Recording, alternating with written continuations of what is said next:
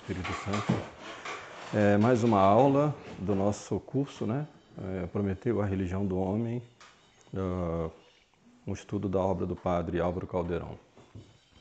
Hoje falaremos sobre a colegialidade, que é, por assim dizer, né, a terceira nota da Revolução Francesa, né? A Revolução Francesa ficou marcada pela tríade, né, maçônica: liberdade, igualdade, fraternidade.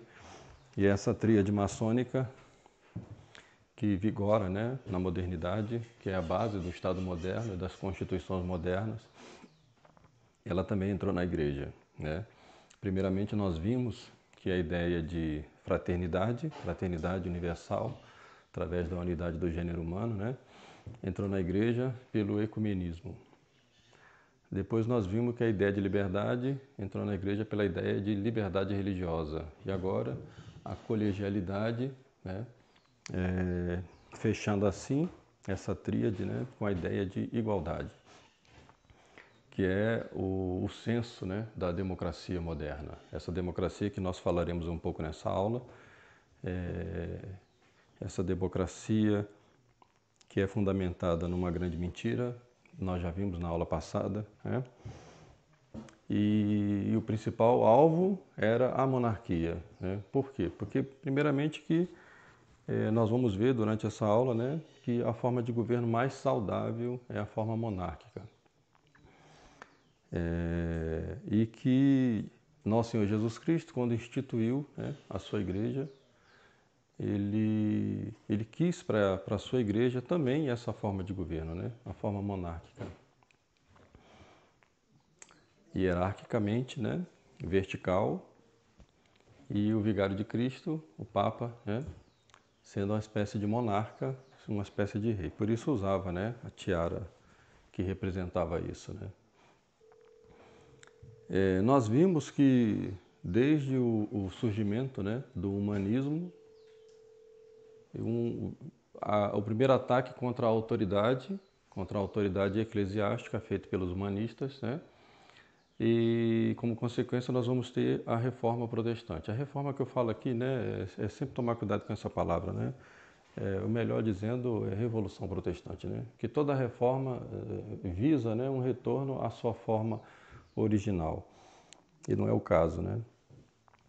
E depois, o segundo ataque humanista na Revolução Francesa, né, contra a autoridade política.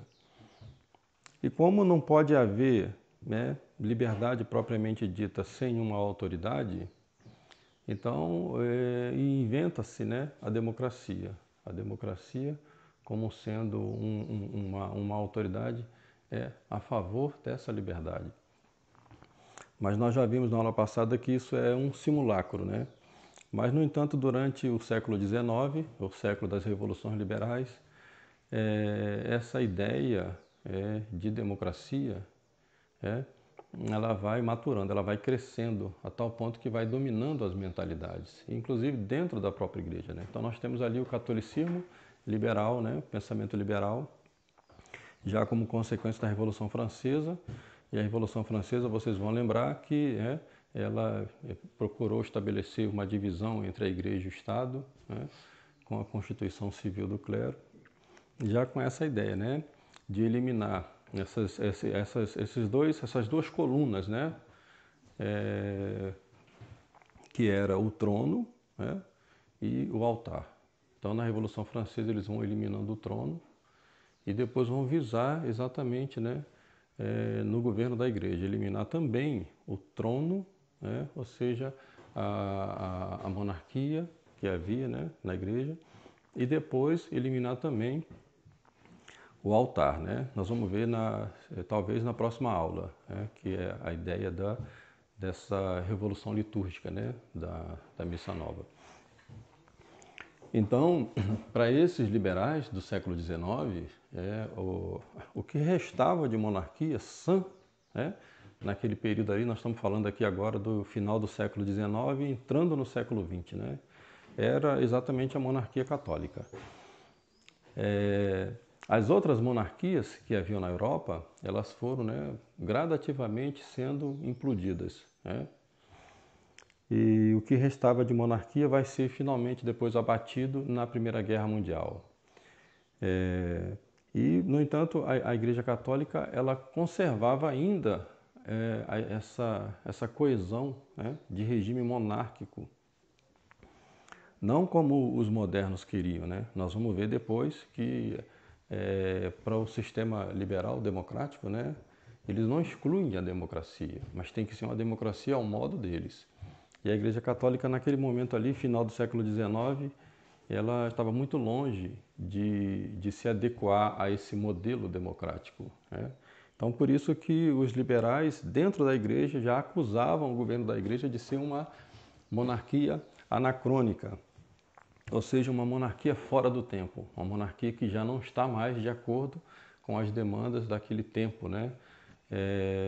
De final do século XIX e início do século XX, né? O período contemporâneo. Então, os ataques começaram muito forte contra a igreja, né, para destruir essa ordem monárquica que era o governo da igreja. E quem resistiu a isso foi o Papa Pio IX, né? O Papa Pio IX foi, por assim dizer, um dos últimos bastiões ainda dessa ordem. No momento em que ele via ao redor de si o desmoronamento da ordem monárquica, né?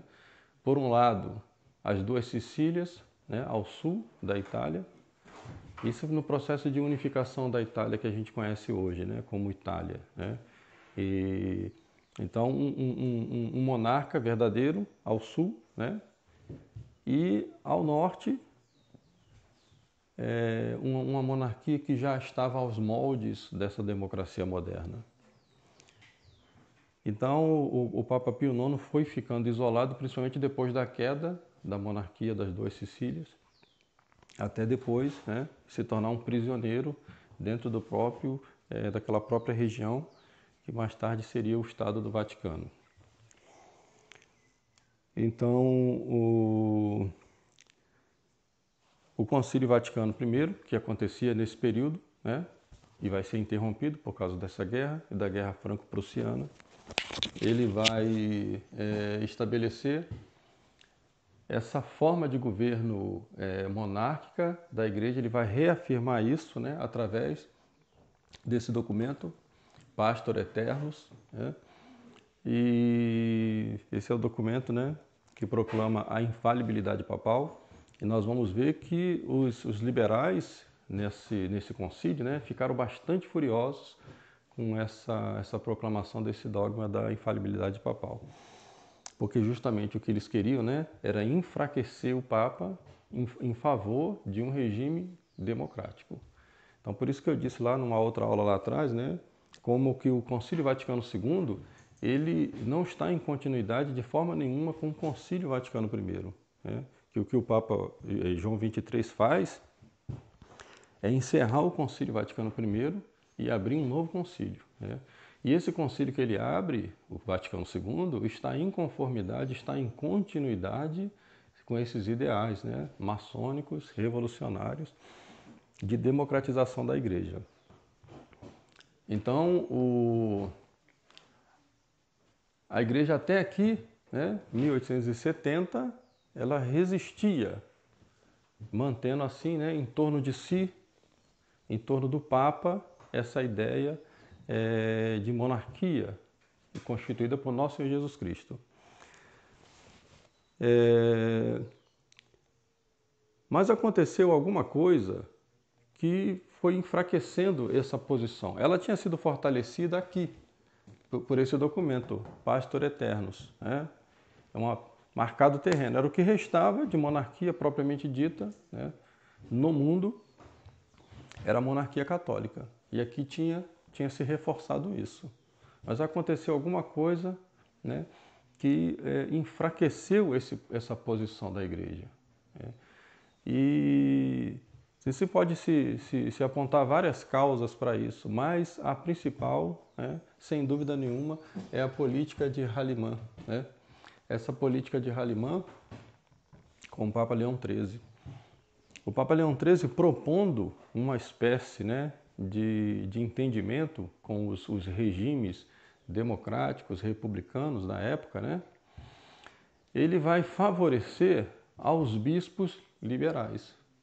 Então, por que que favorece aos bispos liberais? Porque justamente os bispos liberais eram aqueles que tinham maior facilidade para lidar com esses governos, já que eles pensavam da mesma forma, né? Então, nós vamos ter, a partir do Hahnemann, de Leão XIII, nós vamos ter uma ascensão gradativa desses liberais, né, nos postos mais importantes da igreja nos diversos países. A consequência disso vai ser que vai dar num determinado momento em que finalmente eles vão conseguir um papa com a mentalidade liberal. Esse papa foi João 23, né? Então, João 23 assume o governo da igreja, né, no momento em que a Segunda Guerra Mundial tinha devastado por completo, né, aquilo que restava de ideia monárquica no sentido real da palavra. O que tem de monarquia hoje a gente não pode dizer que é uma monarquia no sentido pleno, no sentido verdadeiro. Depois a gente vai entender por quê. E João 23 já estava, né, desde a época de Núncio Apostólico em Paris, já vinha em entendimento com essas forças do mundo, né, essas forças que visavam a dominação do mundo. E para eles era necessário também uma democratização da igreja. Não bastava que a doutrina da igreja fosse adulterada, como de fato ocorreu, mas para que a doutrina da igreja fosse adulterada era necessário um governo de tipo democrático.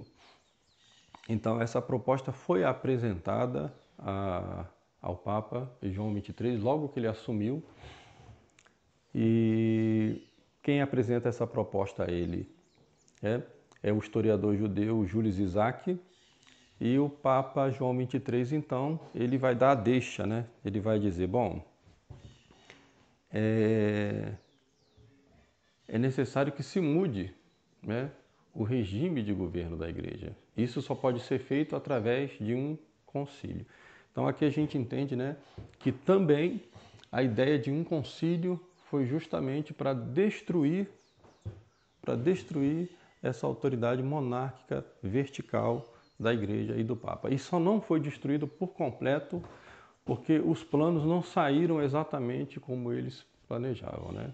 Então tem aquela famosa passagem daquela maletinha, né, que um desses progressistas esqueceu, e nessa maletinha continha, né, os planos para a destruição completa do papado. E aí isso já tinha, o concílio já tinha, né, já estava quase chegando ao seu fim.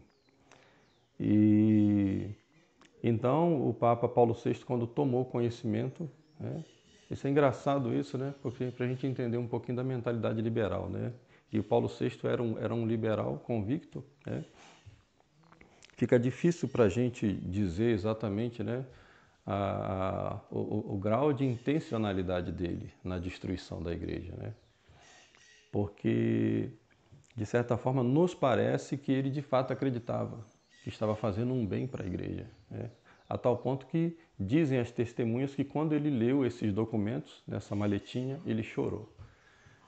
E tentou fazer uma retificação, né? Tentou retificar a coisa para que a coisa não saísse exatamente como eles queriam que saísse. E de certa forma isso acabou salvando o mínimo, né, da autoridade do Papa, né? Bom, então veja bem,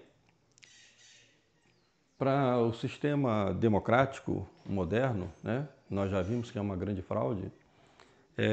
Ao contrário do que muita gente pensa, que a democracia ela exige exclusividade para um sistema de sufrágio universal, e nem sempre é assim, né?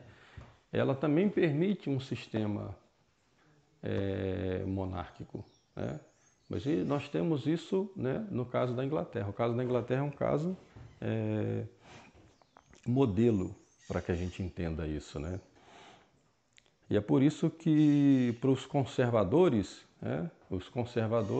são esses que conservam essas vitórias, né, da Revolução Inglesa, né?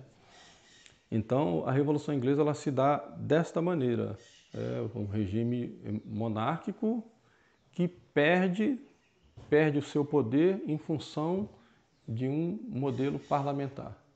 Né? Então, aqui citando um pouquinho do livro do Calderon. O liberalismo político não se identifica com a defesa de determinada forma de governo, pois consiste numa concepção acerca dos princípios da política, aplicáveis a despeito do tipo de regime. Então, não importa o tipo de regime, mas desde que, né, o sistema democrático, de alguma maneira, ele tenha controle sobre esse regime é válido para eles. Historicamente, tem adotado formas monárquicas aristocráticas. Na realidade, não aristocráticas, mas sim oligárquicas, né? Porque são grupos que governam por interesse próprio. E democráticas. Dentre elas, a que mais se impregnou de seu espírito foi a aristocracia ou oligarquia inglesa, que de fato governou desde 1688 até o início do século XX, tornando-se o arquétipo de governo liberal. A Inglaterra soube assumir todos os valores da modernidade de maneira pacífica, deixando a cabeça de seus reis no devido lugar. Então, o rei perdeu o poder, né? Ele conservou algo, não foi como na Revolução Francesa, por isso que a Revolução, né, inglesa é chamada Revolução Gloriosa. Né? Mas foi através de um documento que ele assina, que é a Petição de Direitos, né, que ele vai conceder esse poder. Mas, no entanto, esse rei inglês que assina a Petição de Direitos, né, ele foi através de um golpe contra um outro rei que pretendia voltar ao catolicismo. Então, eles afastam esse rei, essa aristocracia, a aristocracia oligárquica, né, uma oligarquia, na verdade, que era protestante, né, por excelência. Eles vão afastar esse rei. A filha do rei era casada com um rei protestante, Guilherme d'Orange. Então esse rei é que vai assumir, né, o governo monárquico. Mas aí já nessa monarquia com esse senso, né, democrático. Então é um modelo de democracia para o futuro. Isso aqui é bom falar porque muita gente que defende hoje, né, a volta, né, do regime monárquico, é bom que se pense, mas de que regime monárquico nós estamos falando? Porque se for uma monarquia como essa monarquia, uma monarquia de Mônaco, a monarquia sueca, a monarquia inglesa, né, que é monarquia de capa da revista Caras, eles não governam, né? Eles não governam, eles são celebridades, não é verdade? Eles não governam nada. Então esse tipo de monarquia, esse sistema democrático aceita, né? Por meio do parlamento, a nova classe latifundiária primeiro condiciona o monarca em seu reinado e mais tarde, quando se vê na independência deste, um risco permanente de retorno às situações passadas. Risco que se fez muito real quando Jaime II, que se tornara católico, assumiu o trono. Submete sem rodeios a coroa a uma espécie de vassalagem, depondo Jaime II e alçando ao trono o marido de sua filha mais velha, Maria, o holandês e calvinista Guilherme d'Orange. Com isso, a partir de 1688, muito antes da Revolução Francesa, a história da Inglaterra é a história do liberalismo no poder. O império, por ela criado, tem no comércio sua seiva vital e seu impulso de expansão, e a sua presença nos diversos extremos do mundo faz aportar em todos esses lugares a doutrina e a pragmática liberais. Então, doravante, né, o sistema monárquico modelo passa a ser o inglês, né? A gente está vendo que é uma monarquia, né? Uma monarquia fajuta, né? E que essa ideia democrática já governa ela, né? E essa ideia democrática é bom que se diga, né? Na realidade não é o governo do povo, é o governo dessas oligarquias. Eles é que controlam o sistema, né? Mas então é isso que vai entrar na igreja. É isso que vai entrar na igreja, né? Porque também não se podia quebrar o modelo monárquico da igreja assim e transformar a igreja de uma hora para outra numa democracia. Imagina, né? Todos os católicos votando para o Papa, né? Não podia ser feito assim, né? Fazer uma espécie de sufrágio universal. Então tinha que conservar uma monarquia. Mas essa monarquia que vai ser conservada é justamente o modelo inglês, ou seja, uma monarquia com uma presença maior, né, e mais firme do parlamento, ou seja, uma monarquia parlamentar. É o que vai vigorar na igreja. Então eu disse aqui, né, que para que o sistema democrático, o sistema dos lobos, né, os lobos vorazes que querem devorar suas ovelhas, mas sabe que não pode devorar suas ovelhas de uma vez só, senão vai ter mais ovelhas para eles se alimentarem. Então eles precisam do sistema democrático. E o sistema democrático aceita outras formas de governo, desde que se impunham, né, se consiga se impor. Essas duas estratégias. Primeiro é quebrar a rigidez doutrinal do pensamento tradicional. Porque nenhum sistema democrático aceita uma ideia ou um pensamento tradicional. Porque todo pensamento tradicional é evidente, né, que vai voltar, né, às suas formas originais, e a forma de governo original e melhor é a monarquia. Então eles têm que quebrar, eles precisam combater esse espírito de tradição, né? Aqui cai muito bem esse falso tradicionalismo, né, conservador, que pensa em tradição, mas pensa em tradição aos moldes dos ingleses, né, que querem conservar uma certa tradição monárquica, mas essa monarquia é submetida a um parlamento, né, parlamento burguês. E outra maneira, através de mecanismos e instrumentos eficazes. Esses mecanismos e instrumentos é o que permite que esse poder oculto, que controla a democracia moderna, consiga conduzir isso aqui. Esses mecanismos são os meios de comunicação, né? São os meios de comunicação de massa. Vocês podem reparar, né, que todo governo, quando entra, né, ele tem 4 anos de mandato, né? Tem lá, eleição, 4 anos. Quando ele entra, ele passa, né, se ele não tiver de pleno acordo com essas forças, né, que dominam o sistema, ele vai passar 2 anos lutando para conseguir manter o governo dele. E nesses 2 anos ele vai procurar fazer os acordos com essas forças que dominam, né?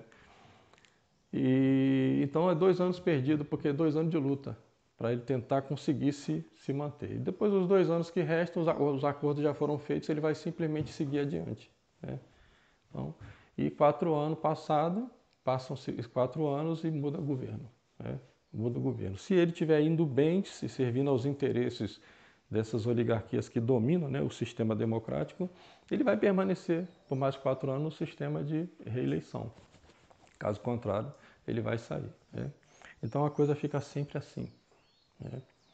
Fica sempre assim. Antigamente, quando se pensava, né, em governo, né, na antiguidade, sobretudo na Grécia Antiga, a ideia era muito diferente de hoje, né?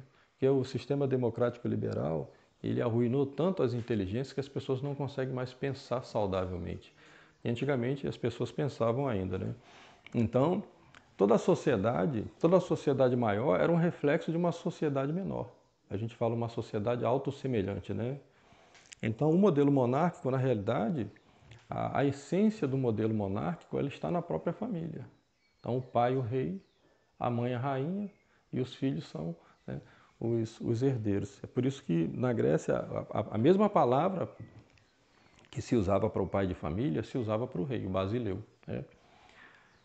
Porque é uma relação muito, muito próxima, né? Uma sociedade menor que é um reflexo para uma sociedade maior. O pensamento de hoje não é que a sociedade é composta por indivíduos, né? Não por sociedades menores, mas por indivíduos. A gente chama de sociedade atomizada. Então, o que já é um erro, né? Porque a sociedade, ela é autossemelhante. A sociedade maior que compõe o Estado, ela tem que ser autossemelhante a uma sociedade menor, cujo núcleo, né, é a família, né?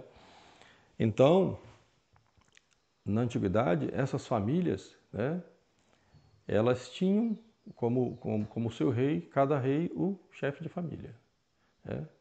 Essas famílias se associavam, e dentre essa associação de famílias, né, formavam aquilo que chamava gênos.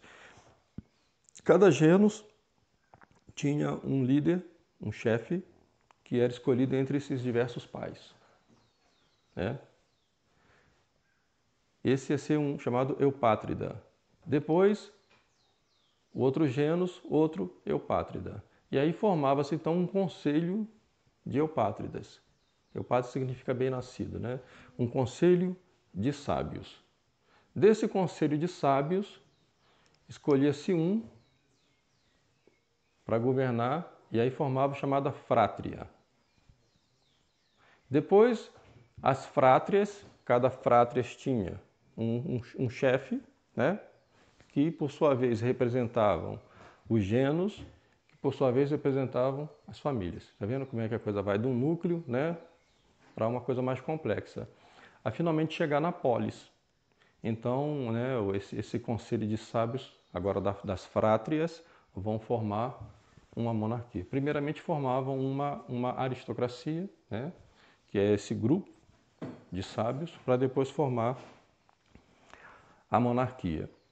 E a monarquia é um sistema de governo bastante saudável, porque você tinha, né, uma família que estava preparada para governar. Então, diferente de hoje, né, que qualquer pessoa pode chegar e vai ser sempre manipulada, né, porque ela não tem formação, não está preparada para governo, para função de Estado. E no caso da monarquia, isso vinha se preparando desde cedo. A criança já era educada para aquela função. E depois ela governaria a vida toda. Ou seja, haveria uma estabilidade de governo, né? E isso muito mais funcionava muito melhor com, né, com a autoridade da igreja, né? Dando os meios para que aquele monarca exercesse a sua função, né, de modo que zelasse sempre pelo bem comum. E a democracia não é assim. A democracia zela pelo bem de um grupo específico que fica escondido, né? Que não tem princípios morais. Bom, mas no entanto é isso que vai entrar na igreja, né? Agora, eu disse aqui, né, de uma sociedade de sábios. Uma sociedade de sábios, e essa sociedade de sábios é que vai dar base ao sistema monárquico, né? Eles vão subverter essa ideia a partir de uma subversão de Pentecostes. Olha, Nosso Senhor envia o Espírito Santo em Pentecostes, né? E o Espírito Santo comunica, mas comunica aos apóstolos, né, a mensagem de Cristo, comunica aos apóstolos, mas comunica de forma hierárquica também. Eles vão dizer que comunica de forma igual para todos, né? Vou pegar aqui um trecho do...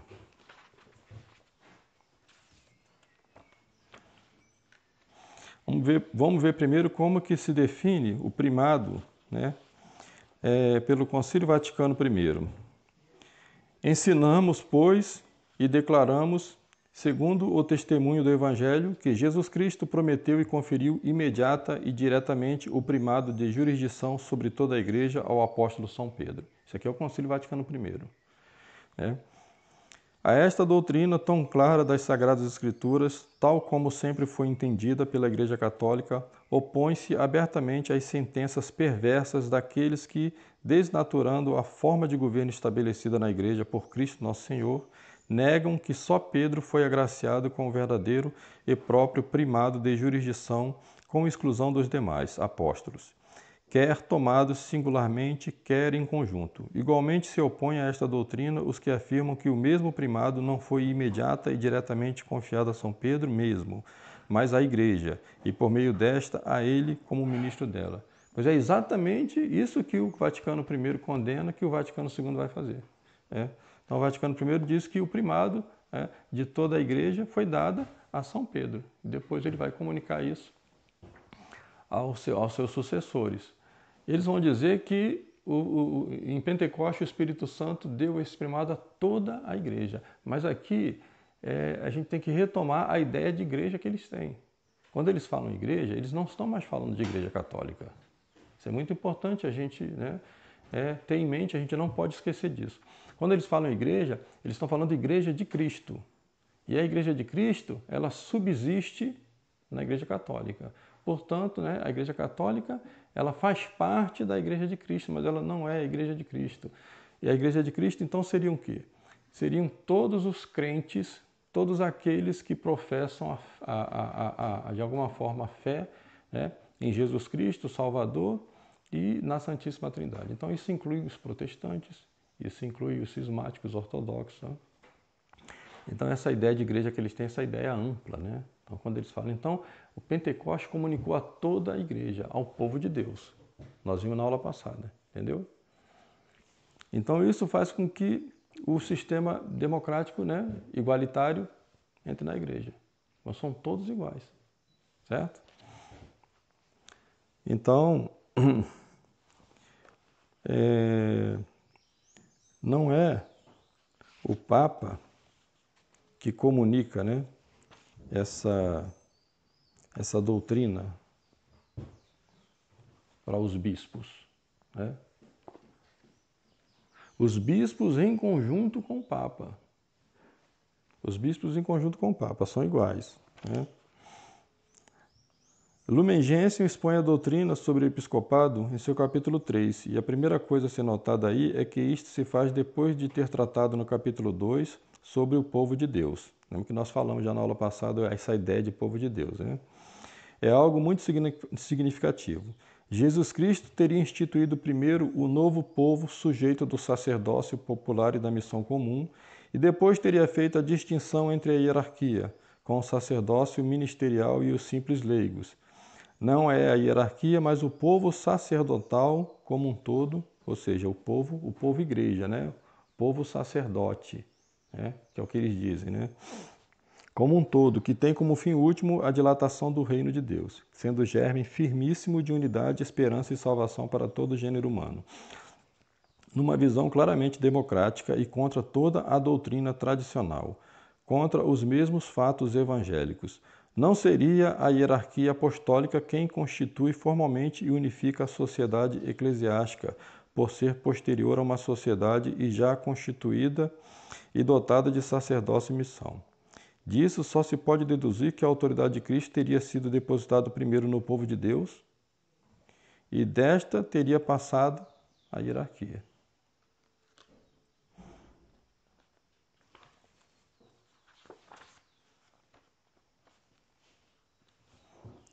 E que mais?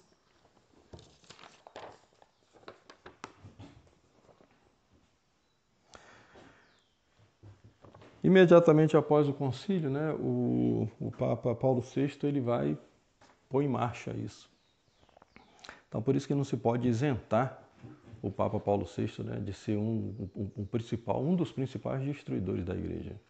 Né? Porque é ele que vai pôr em marcha isso. Então, ele vai fazer o quê? Ele vai, no lugar do magistério, vai impor o diálogo. Vai criar inúmeras comissões de diálogo. Mas aqui, né, essa ideia de diálogo, veja bem, né, diálogo, imaginemos lá, como eu disse aqui, né, naquelas comunidades gentílicas do mundo grego. Né, o diálogo era feito entre iguais, entre os sábios, né, entre os chefes. Né, e depois isso vai acabar naquela democracia ateniense na Grécia Antiga. Mas o diálogo entre iguais. Né, e esse diálogo entre iguais para que se extraia daí uma verdade. Né? Nós vamos ver que aqui não é assim. Né? E vai criar essa comissão teológica internacional. Essa comissão teológica internacional, ela vai fiscalizando, ela começa por fiscalizar o Santo Ofício. Né? É uma fiscalização que se dá de baixo para cima. Quem é que exerce esse poder, né, de fiscalização? Quem é que está por trás dessa comissão de diálogo internacional? Quem é que está por trás disso? Né? Aqui no Brasil, para vocês terem uma ideia, tem um bom livro, né, chamado a Igreja Traída, a Igreja Católica Traída, que mostra, né, esses acordos de bastidores entre a CNBB, isso já no final dos anos 70 para os anos 80, seguindo isso aqui, essa Comissão Teológica Internacional, com a comunidade judaica, e para que eles fiscalizem, é claro, uma comissão de diálogo, todas as publicações católicas. Tudo aquilo que for contrário aos interesses deles tem que ser eliminado, ou tem que ser subvertido de alguma maneira. Então, isso vai resultar no fim do Santo Ofício. Então, nós vamos criar essa congregação para a doutrina da fé, que já é feita sob essa noção de diálogo. Diálogo com quem? Com iguais. Então, eu vou ler aqui o Padre Caldeirão, porque é mais interessante o Padre Caldeirão falando sobre essa questão do...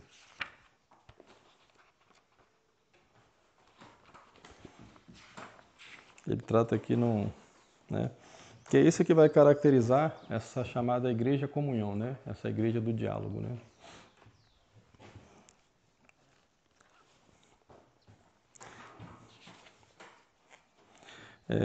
Terminado o concílio, cabia a pergunta: o que é a igreja, afinal de contas? Porque depois de tantas e tão misteriosas redefinições, era de esperar que surgisse uma resposta mais determinada. E talvez surpreenda que, no fim das contas, a Igreja pós-conciliar se definisse como comunhão. Logo depois do Concílio Vaticano II, dizia o cardeal Ratzinger, a apresentar a carta Communionis Notio: o conceito de comunhão referido à Igreja, junto com o conceito de povo de Deus, foi uma das noções que mais atraíram o interesse dos teólogos. O verdadeiro vínculo que, a modo de sacramento instituído pelo concílio, significa e realiza a unidade da Igreja no gênero humano é o sacrossanto diálogo. Primeiro diálogo ad intra, o diálogo interno dentro da própria Igreja. Já não é o magistério infalível que estabelece e mantém um vínculo fundamental da Igreja, a fé na revelação, mas sim o diálogo da comunhão eclesiástica. Então, como a gente pode falar em magistério mais depois disso? Depois o diálogo ad extra, da igreja para fora. Já não é a missão evangelizadora que converte as almas e as incorpora pelo batismo à unidade eclesiástica, mas sim o diálogo ecumênico. A igreja não ensina mais, não tem mais a missão de ensinar. Mas sim o diálogo ecumênico que une religiões e culturas no respeito à diversidade. Então, sem a autoridade do Papa, o Papa não pode mais se proclamar infalivelmente. Ele não pode mais ensinar infalivelmente. Por isso, ele não pode nos obrigar a obedecer. E eles nos chamam de desobedientes, mas eles desobedeceram. Desobedeceram nosso Senhor Jesus Cristo. E como é que nós podemos obedecer? Um magistério que se estabelece em cima de uma ideia de diálogo. Mas uma ideia de diálogo, não de sábios. Mas que espécie de diálogo seria esse? Então aqui tem um capítulo interessante do Padre Caldeirão que diz assim: a serpente disse à mulher, não morrereis. Então aqui a gente já entende que diálogo que é esse, É o diálogo com a serpente. Vamos ver. Esse aspecto tão essencial do pensamento conciliar, sendo o arcabouço da nova comunhão dos santos, isto é, todos os homens, o diálogo é com todos os homens. E aqui a gente vai entender também a noção que eles têm de canonização, que é uma das coisas que se diz, assim, mas como é que pode, Porque a gente questiona algumas canonizações, mas as canonizações não são infalíveis, não são exatamente por causa disso, E porque também são fundamentadas em doutrina que não é doutrina católica. Essa doutrina do diálogo com toda a humanidade. Porque acredita ter encontrado o progresso da comunhão não na soma dos iguais. Prestem atenção nisso. Que nada de novo podem acrescentar, mas na complementariedade dos contraditórios. Então, se somos iguais, no nosso diálogo não vai produzir muita novidade. Mas para eles, essa novidade, que o diálogo que eles propõem aqui, né, que vai apresentar, ela se dá justamente pela contrariedade. Então observa aqui. Mas em tal caso estaríamos buscando o crescimento da verdade pelo acréscimo da falsidade e o aumento do bem pela contribuição do mal. É isso que eles propõem. Lembra da balança do Ratzinger, que eu disse aqui numa outra aula, na teologia do Ratzinger, que ele dizia que o mal, os maus contribuem para que a virtude dos bons, né, seja como uma balança, né? E por isso os maus têm que ser salvos também. Então nós precisamos dialogar com o mal. Nós precisamos ter esse diálogo com a mentira, porque a mentira também nos ajuda e o mal também nos ajuda. Antes tudo isto não passasse de divagações metafísicas, numa afirmação de Gaudium et Spes, que consideramos a mais desastrosa feita até aqui pelo concílio, ao mencionar-se a ajuda que a Igreja recebe do mundo moderno, lemos o seguinte, abre aspas, a Igreja reconhece que muito aproveitou e pode aproveitar da própria oposição daqueles que a hostilizam e perseguem. Está aqui Gaudium et Spes. É uma grande verdade católica, daqui é o Padre Caldeirão dizendo, que as heresias causaram um progresso da doutrina da Igreja e as persecuções, o crescimento de sua santidade, mas não são causas per se, as quais deveríamos agradecer por tais efeitos. Não me agrada ter que usar termos tão horríveis, que o Padre Caldeirão dizendo, mas por acaso a Virgem Maria tinha que agradecer a Caifás pela crucificação de seu filho, haja visto todo o bem que trouxe à humanidade? É uma zombaria satânica sobre a questão do mal, mas é o modo como pensa e funciona a dialética hegeliana. Os contraditórios são causas per se da síntese superior. O concílio agradece à Revolução Francesa por ter guilhotinado seus clérigos, porque a Igreja aproveitou para ser mais democrática. Agradece ao Islã por ter esquartejado seus fiéis, porque assim se tornou mais ecumênica. Esse é o tipo de diálogo que eles propõem, né? Esse sistema de teorias e praxis leva a hierarquia atual a atrair sistematicamente os fiéis e a dialogar amigavelmente com os perseguidores. Eles só não querem diálogo com aqueles que querem conservar a tradição. Esses são excomungados, né? Ignora os russos uniatas e dialoga com os cismáticos. Silencia os católicos chineses martirizados e conversa com os patriotas. Agora o Papa Francisco fez um acordo, né, com a China comunista, reconhecendo esses bispos, né, dessa igreja patriota da China. Evita os cubanos anticomunistas e fuma um charuto com Fidel Castro. É assim que convocou a comunhão de Assis e excomungou a tradição. Então, diálogo com todos os hereges, né? E excomunga Dom Marcelo Lefebvre. O concílio retomou o diálogo de Eva com a serpente, que põe em dúvida a veracidade de Deus. Em nome do Pai, do Filho e do Espírito Santo.